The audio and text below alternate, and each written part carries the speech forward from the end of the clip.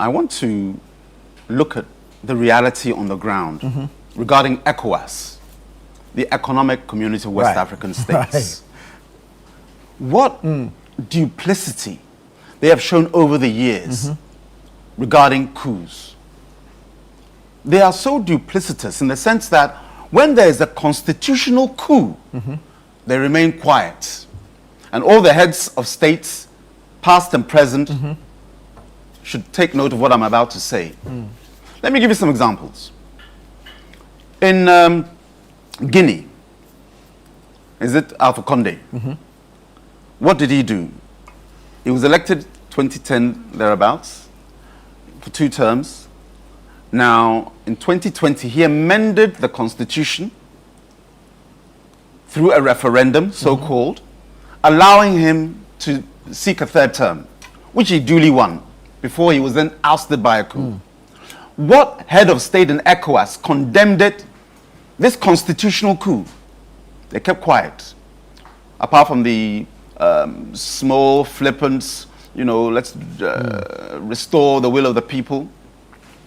Let's go also to Togo, 2005, after the death of Yadema. Before the death of Yadema in 2002, he abolished the 2-term limit, allowing him to run continuously for life, which he did, 37 plus years. Which head of state in ECOWAS condemned Yadema at the time for a constitutional coup? 2005, his son came to power for Nyasimbe through a military-backed constitution, if you will, because the Speaker of the House of Parliament was next in line. They managed to keep him outside of Togo, installed his son, they did elections, and there was, again, a cursory, we condemn what is happening, and he was allowed to go on and continue. Elvis just mentioned Cote d'Ivoire. President Alassane Ouattara had served 2 terms. He then, in 2020, he successfully argued that the adoption of the 2016 constitution had effectively reset his 2-term limit to 0. There's a new constitution, so new laws, new agenda. By all accounts, this is an illegality. You've usurped the constitution, which said 2 terms, and now you're continuing again. And I'm a fan of Alassane Ouattara. Let me get it straight. But you have to look beyond the personal admiration and look at the Africa's development and the national interest. Speaking of Africa as a national interest. Who condemned Alassane Ouattara? So you see, when we do it by the pen, when we do coup d'etat by the pen, we are quiet. But when it's done by a pistol, suddenly we find our voices. When somebody's manipulating the ballot through constitutional means, we are quick to condemn. But when they want to change things through the bayonets, suddenly we are quiet. So that's why I wanted to before answering your question as to what I think of the standby force. On the constitution bit, what Talon actually sought to do, this was in 2017, was to limit the term of the presidency to a single 5-year term. And he had also announced, even quite recently, that he wasn't going to go for a 3rd term, having served 2 terms. So his situation is a bit different from those who had amended the constitution to stay in forever. Well, don't go too far. Don't go too far. Don't go too far. But what he was seeking to do was a single term for president, single 5-year term. To change it? Yeah. Don't go single too far. 5-year term. Okay. The man has you're giving me. But this is a man who has said continuously that he wasn't going to go for a 3rd term. I mean, he's the king of cotton. Benin is one of the largest producers of cotton on the continent, yet one of the poorest. So you can see where he made his money. I have no problems with that. But you're giving me a date in 2016. Look at what he did in October 2025. Last month, President Talon, they amended the constitution passed by MPs, allowing for a 2nd parliamentary chamber, the Senate, to be created. But here's the thing. The terms for these elected officials was increased from 5 years to 7 years. The 2-term limit remained in place. But then they also did a different chamber, allowing former presidents to also sit in that chamber. So you may not have the power as a president, but you still have power. So it's like a continuation. For Nyasembe has done the same thing. They called it in 2024. They call it the loi organique, natural law. You know, you have the constitution, which is the highest law. Yeah. Then you have loi organique, which is natural law. Yeah. Okay. And then you have the statutes. That's loi ordinaire. Okay. And they are using this French legal term to say that, look, we are going to reconstruct the constitution. Right now, is it the principal minister or something in Togo. The president, as it is now, is ceremonial, and all the powers are with the principal minister, which for Nyasembe now holds that title. And who appoints the principal minister? It is the members of parliament of the largest party, his party, allowing for an indefinite, rule over people where the voice of the people are not felt in the decision making. They said democracy is the voice of the people, by the people, and for the people. In these three chambers, the voice of the people are totally cut out. I'm talking about Togo. Now I'm coming back to your question again. What do I think of the standby force? The standby force has always been there. It's part of the ECOWAS constitution. But how many of them have used it? They are quick to cite, oh, this is sovereign matter. You can't get involved. Really? So when somebody with a gun, a bayonet, a pistol comes in, you can get involved. But when he comes with a pen to affect the same thing, suddenly you don't find your voice. Yeah. So the standby force has been there. What ECOWAS needs to do is to show some balls, show some cojones, show some testicles in this matter. Because what happens in Benin affects us. Yeah. What happens in Togo affects us. Trade routes, investment, and what have you. It all affects us. So we should not sit in Ghana aloof as if it has nothing to do with us. If you're talking about sovereignty and ECOWAS's failure to intervene when the sovereign will of the people have been usurped and undermined, then ECOWAS should sit down and keep quiet. Why do I say so? If you have a neighbor, your neighbor's home is his or her sovereign territory, am I right? Right.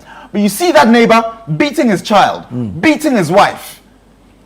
You have a moral authority and the law backs you to do a citizen's arrest. Am I right? True. Across the world, citizen arrest has power and it has effect. Because yes, you are the king or the queen of your castle. But you're my neighbor. I'm saying you're beating your wife. I should sit down and say, oh, it's sovereign matter. No. The law will back me to intervene and arrest you and defeat you in order to stop that abuse of power. So ECOWAS can do the same, Nana, and say, yes, you're a sovereign nation, but you are abusing your people and incarcerating them. Benin, what has happened? Opposition voices have been put in prison. I mentioned Togo earlier. Yeah. So much of the opposition have been incarcerated, killed. And yet ECOWAS always sits down. But when somebody brings a pistol, you find your voice. I beg ECOWAS, you need to really reevaluate, because what happens is this: when it happens to you, suddenly you want ECOWAS to intervene. Prince Talon, did he not call His Excellency President Tinubu of Nigeria to come? You had 6 fighter jets who intervened in Benin to take out the coup makers, and we applaud Nigeria for that. Alhamdulillah. That's what you want. You want ECOWAS with teeth. Because when it happens to you, I'm talking President Talon, you are quick to now to look for ECOWAS to intervene. Because it's happening to you. Let's say there's another coup somewhere else. What will President Talon do? Okay, well, we condemn this, we condemn this, we condemn this. Meanwhile, you want the intervention per ECOWAS protocols to be effected. And they're not doing that. I agree with what Elvis said. No coup should be endorsed, supported, celebrated, because on the other side of it, there's no accountability. There's no accountability. I know that in years gone past, you'll never see President Rawlings condemn a coup. He'll never. Why should he? He is a beneficiary and a product of a coup. I doubt that Captain Ibrahim Traore, my namesake, would ever condemn this coup, attempted coup that has happened. Guinea-Bissau had a coup last week or so. Have you heard Captain Traore, Ibrahim Traore, condemn that coup? No. When it happened in Niger and Mali, he didn't condemn it. Because he is so you see, and around Africa generally, we are now praising Captain Ibrahim Traore. And again, listening to and observing what he's doing, I can only help but also admire him. Absolutely. I'm not being duplicitous in my submission. I'm saying I'm against coups. But sometimes you look at the result of the coup in a certain personality and say, this guy is really walking the talk. I'm talking Captain Ibrahim Traore. He's doing wonders for Burkina Faso, from all accounts. But does that serve to legitimize taking the will of the people out? If, for example, suddenly Fonya Simbe and Togo was doing well, would I now then double my tongue and say, oh, it's okay for the constitutional coup, Fonya Simbe is doing well, so let's leave him be. It's okay for Guinea-Bissau, they're doing well. It's okay for Mali and Niger, they're doing well. When you do that and you open that Pandora's box, Nana, then every single president should fear for his or her term. Because the people say, we don't like what's going on. Look at what's happening in Tanzania. Yeah. A so-called election, a sham of election, many of our African brothers and sisters killed by the sitting president. Her Excellency Samira. Is it Samira? Yeah, Tanzania. Yeah. How? And we sit down, unconcerned, as a bloc, as Africa, while this illegitimacy of the electoral process is going on in Tanzania. If you won't shout when it matters most, keep quiet when it doesn't concern you. ECOWAS, sit up. I like what's happened. Nigeria went in and it's created maybe sends a message that we won't tolerate it. In the same way, when somebody through the pen and not the pistol seeks to abuse the mandate of the people, ECOWAS, sit up. If you need to, the same fighter jets go in and extricate, remove that particular, let's say, regime or administration. Because it's our double-sidedness, our duplicitousness, our forked tongue. I'm talking ECOWAS. That has emboldened so many people. And then look at the reasons behind the coup.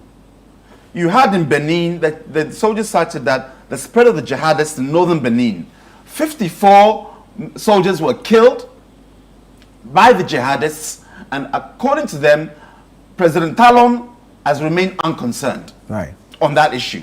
Then they've cited health concerns in terms of failure in the economy, people are suffering, which is the usual mantra. We've come to save you, and then we'll do electoral elections in 5 years. That 5 years becomes 10 years. 10 years. Before you know it, he's donned a suit and tie, as you beautifully have, Nana, and he calls himself president. President. Typical coup plotters language. Yes. That is the playbook. Coup. I'm here to serve you. Yeah. I wear a shirt and tie. I'm now president, and I start serving myself. And then you have people coming around, the brown noses, the boots lickers, so that they can also join that gravy train and say he's the best thing since sliced bangkung. It shall be well.